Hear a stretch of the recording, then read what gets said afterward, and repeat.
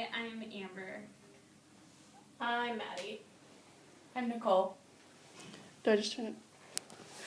And I'm Talia. The topic of abortion has always been surrounded with controversy. Most people have a very definite opinion on the topic.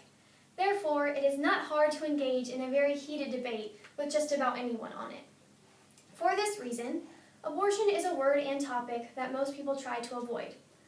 However, with 1.6 million abortions just in the United States every year, I believe it is something we should be talking about. Pregnancy is a natural part of life for most women, but around 50% of all pregnancies are unplanned.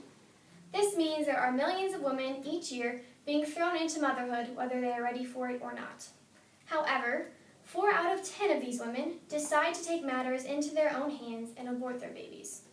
Abortion is legal nationwide, with some states setting their own regulations or trigger laws. These trigger laws mainly regulate how late in the pregnancy a woman can abort their baby and under what circumstances they can abort their baby. Because abortion is legal in the United States, there have been over 53 million legal abortions in the last 40 years. There are a very specific group of women that seem to be receiving abortions most frequently. Information from the census taken in 2010 shows that 51% of abortions were performed on women under the age of 25. As women grow older, the chance of them getting an abortion drops dramatically.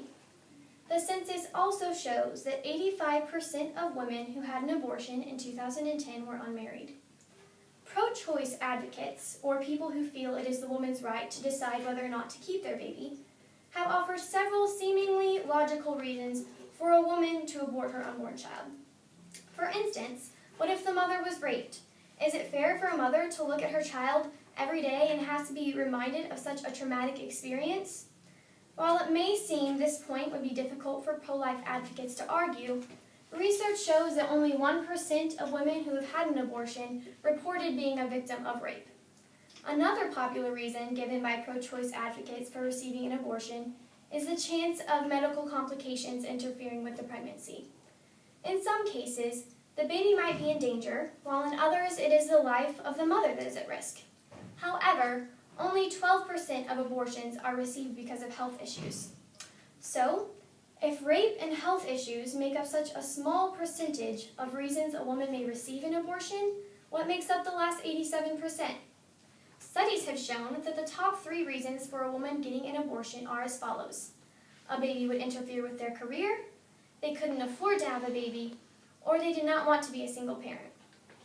As you can see, most of the reasons women give for having an abortion are centered around their own well-being, not the well-being of the child growing inside of them. There are steps that a person should take to prevent a pregnancy if they are not ready for a child.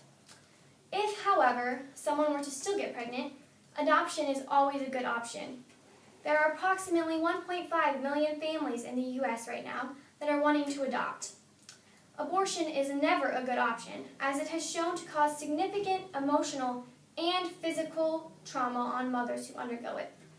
Chances of ectopic pregnancies double in women who have had an abortion. Chances of miscarriage and future pregnancy and chances of pelvic inflammatory disease both increase after you've had an abortion. As a pro-life advocate, I believe abortion should be outlawed around the world. Some may argue that while a baby is in the early stages of development in the womb, it is simply a bundle of cells. I, however, disagree. In the words of the beloved children's author, Dr. Seuss, a person's a person, no matter how small. From the moment of conception, each baby is formed with a specific personality and specific mannerisms that are unique to only them. Everyone deserves a chance to make their mark on this world. Those 1.6 million babies aborted just last year could have grown up to be world changers. However, they were never given the chance to show the world what they were capable of. I find that fact highly discontenting.